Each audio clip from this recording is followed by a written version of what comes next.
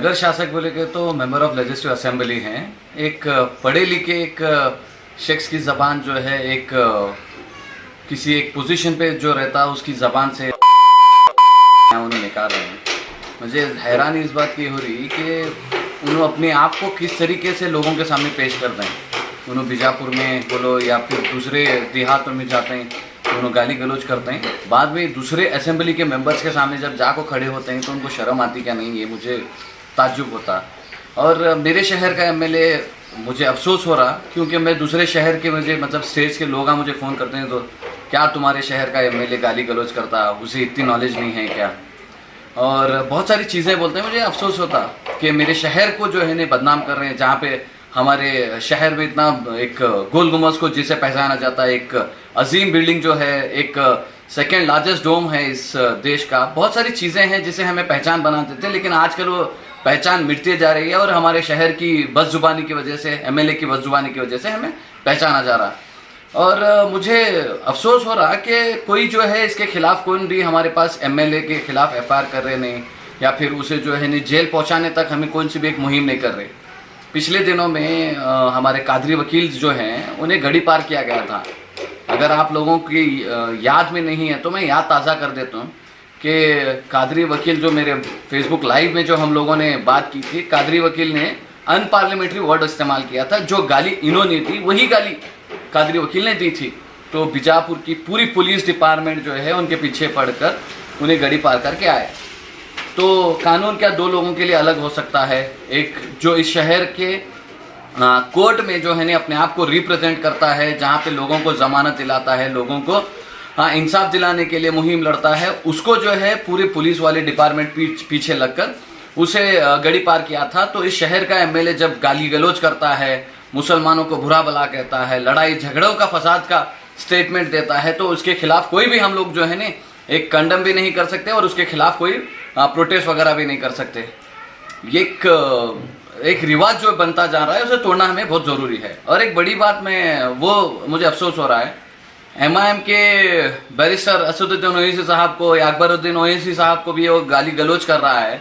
MIM के यहाँ पे जो जिम्मेदारान हैं या एमआईएम के जो कॉरपोरेटर्स हैं, जो इलेक्शन के टाइम पे अपने लीडर्स को लाने के लिए जो मेहनत किए थे, लोगों को दिखाकर लोगों के दिलों में जो एक मोहब्बत दिखाने की कोशिश कर रहे थे, आज अपने लीडर्स को जब वो गाली दे रहा है तो उसका एक काउंटर जवाब नहीं दे सकते, उसके खिलाफ जो है एक एफआईआर कर नहीं सकते, उसके खिलाफ एक एहतजाज नहीं कर सकते।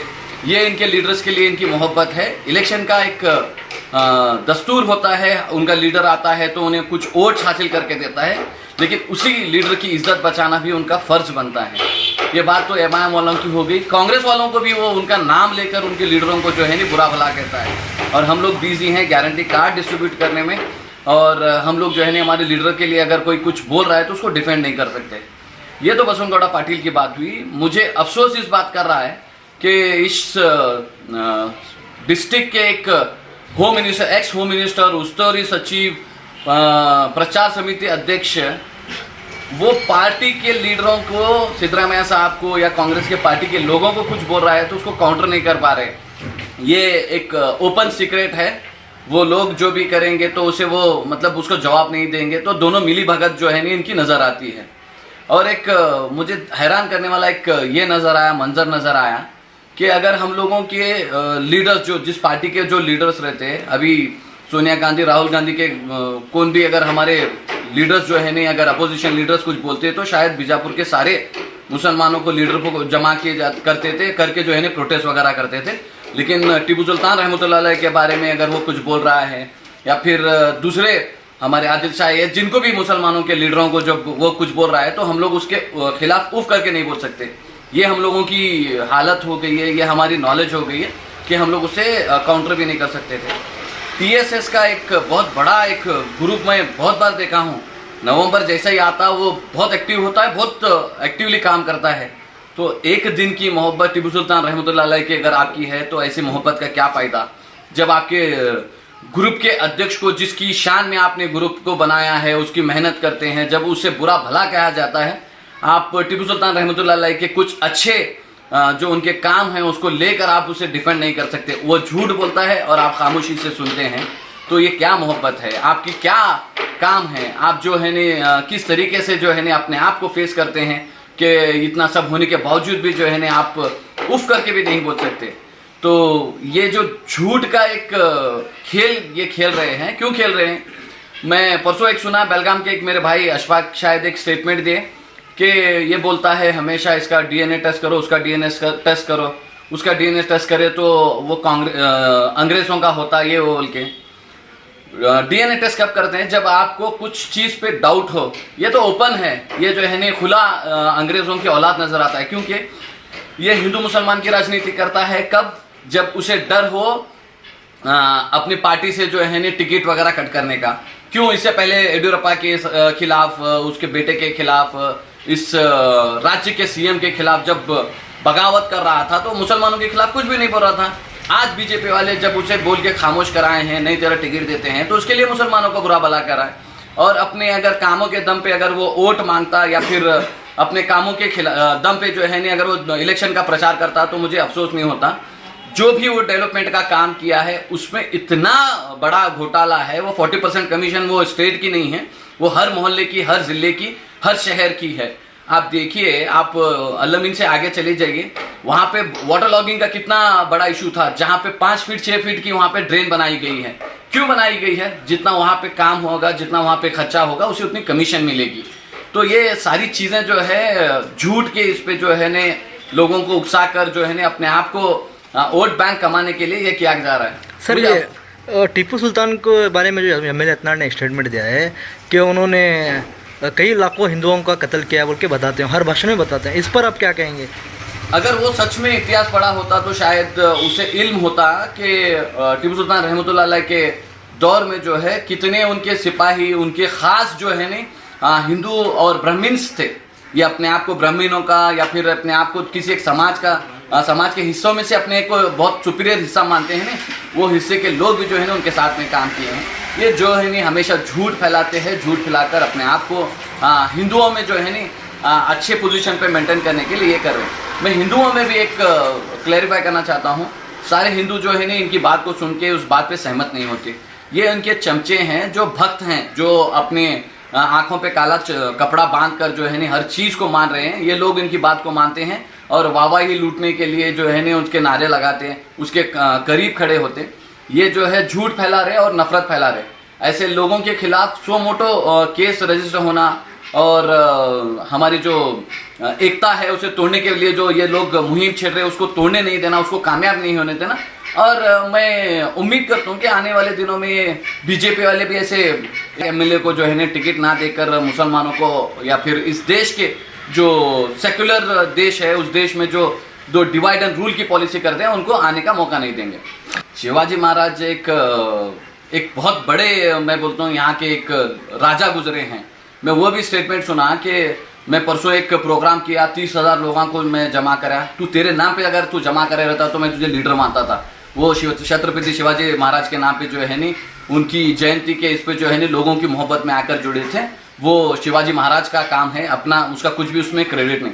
और छत्रपति शिवाजी महाराज जब भी लड़े हैं इस देश को बचाने के लिए लड़े हैं। इस देश में जब कहीं पे भी अगर जुल्म हो रहा था तो उसके खिलाफ जो इनको लड़ना था तो तब लड़ा है।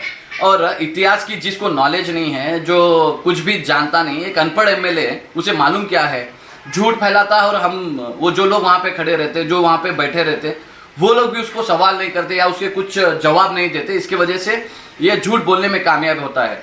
जो भी हमारे हिस्ट्री में जो लिखा गया है, जो बताया गया है, उसके खिलाफ ये लोग बोलते हैं और हम लोग इस बात को सुनकर खामोशी से बैठते हैं। तो इसके वजह से ऐसे लोगों को बार बार बोलने का मौका मिलता है। मैं उम्मीद करता हूं कि इंशाल्लाह बहुत जल्द जो है हम लोग इतिहास के ऊपर जो है एक प्रोग्राम करेंगे और प्रोग्राम करके जो लोगों में झूठ फैलाया जा रहा है, जो नफरत की आग फैलाई जा रही है, उसको दूर करने के लिए इंशाल्लाह हम लोग काम करेंगे। अगर इसका मोटी जबान में अगर मैं आपको जवाब देना चाहूँ तो श्रीरंगपट्टनम में जाइए, आज की डेट में भी कितने पुराने मंदिरें हैं।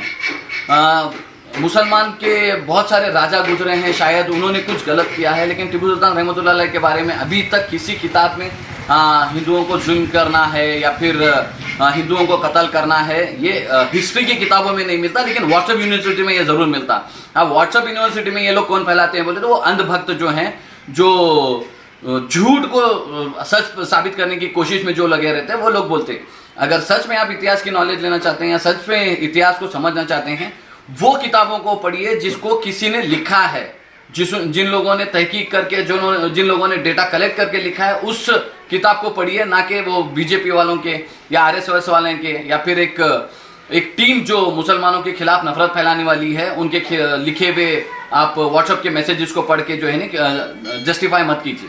नहीं, एक ये उनकी जबान जो है ना बस लोगों को बुरा भला कहने के लिए है, अपने काम की अच्छाई को गिनवाने के लिए उनकी जबान नहीं है।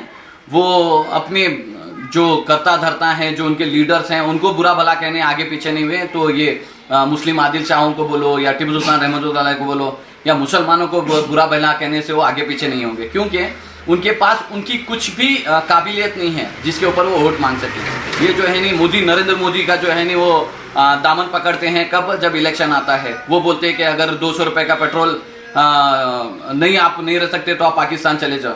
पाकिस्तान को कौन जाना, हम क्यों जाना? तुम जो है नहीं टिपू सुल्तान सर्कल में जो पाकिस्तान का झंडा चढ़ाए थे, आज तक उस जो लोग फ्लैग होस्ट किए थे उनको नहीं पकड़े। सिंदगी में जो फ्लैग होस्ट करे थे पाकिस्तान का, वो पाकिस्तान का झंडा किसके पास आया, कौन लेके लगाए थे? ये ओपन सीक्रेट है। ये जो है ना इलेक्शन के टाइम पे पाकिस्तान हिंदू मुसलमान दूसरी चीज़ें उनको कुछ आती नहीं, ये प्रोपोगंडा इनके पास रेडी रहता है, इसे पेश करते। मैं इसके खिलाफ भी हम लोग एक प्रोटेस्ट किए थे 2016 या 15 में। हम लोगों ने सीओडी की तनख्वाह के लिए जो है ना रिक्वेस्ट की थी, हमने सीआईडी को एक केस जो बोल के हमने प्रेशराइज किया था। आज तक उस हमारी जो रिक्वेस्ट है या हमारा प्रोटेस्ट है उसका हमें जवाब नहीं दिया गया। क्यों नहीं दिया गया? क्योंकि उसमें बहुत बड़े लोग हैं जिनका हाथ उसमें शामिल है। मुझे अफसोस होता है कि किसी एक मुसलमान के घर में जो है ना पाकिस्तान का कभी झंडा नहीं मिलता, लेकिन ये लोग जब पाकिस्तान के खिलाफ प्रोटेस्ट करने जाते हैं तो ये पाकिस्तान का झंडा जलाते। इनके पास कहाँ से आता? मेरा एक आसान सवाल है, दूसरे में कोई इनसे डिमांड नहीं है कि ये कहाँ से पाकिस्तान का झंडा लाते, लाकर क्यों जलाते, ये अभी तक हमें पता नहीं चला। ये जो है ना डिवाइड एंड रूल पॉलिसी, अंग्रेजों का जो खून था, ये उनकी खून की एक नस्ल है, इसीलिए जो है ना मुसलमानों को, हिंदुओं को डिवाइड एंड रूल करना चाहते हैं। मुझे उम्मीद है कि मेरे हिंदू भाई जिनको लगता है कि उनके लिए डेवलपमेंट इंपॉर्टेंट है, ये इन लोगों की बात को ना सुनते हुए इंशाल्लाह आने वाले दिनों में डेवलपमेंट की विषय पे जो है ना वोट करेंगे। हिंदू मुसलमान की इनकी नज़र में होगा, लेकिन जो इस शहर में रहने बसने वाले हैं उनके लिए डेवलपमेंट बहुत ज़रूरी है। इनके लिए जो है ना इनके जो टैक्स पे जो है ना लोग गलत इस्तेमाल कर रहे हैं, उसके नतीजे में जो है ना वो लोग डिसाइड करके वोट करेंगे। अगर आप सच में एक काबिल एमएलए हैं, आपकी कुछ हुनर हैं, तो हुनर को बता के आप वोट मांगते हैं या आपके अचीवमेंट्स हैं उसको बताकर आप वोट मांगते हैं, तो मैं आपको एक लीडर मानता, आपको एक एमएलए मानता। आप जो है ना एक दोगले नेता हैं जो पिछली सरकारों में हमने देखा है अपनी फेलियर्स को छुपाने के लिए जो है ना हिंदुओं का दामन पकड़ के, राम मंदिर का दामन पकड़ के, मोदी का दामन पकड़ के आप वोट मांगना चाहते हैं। मैं उम्मीद करता हूं कि इस शहर की जो जनता है आपका ये झूठापन, दोगलापन पहचान ली। ऐसे बहुत सारे कारनामे हैं, आने वाले दिनों में इंशाल्लाह मैं तफसील में आपके बारे में बताऊंगा। हमारे चैनल के लेटेस्ट अपडेट देखने के लिए हमारे चैनल को सब्सक्राइब कीजिए। लाइक, शेयर, कमेंट करना ना भूलें। आपके विचार हमारे लिए महत्वपूर्ण है।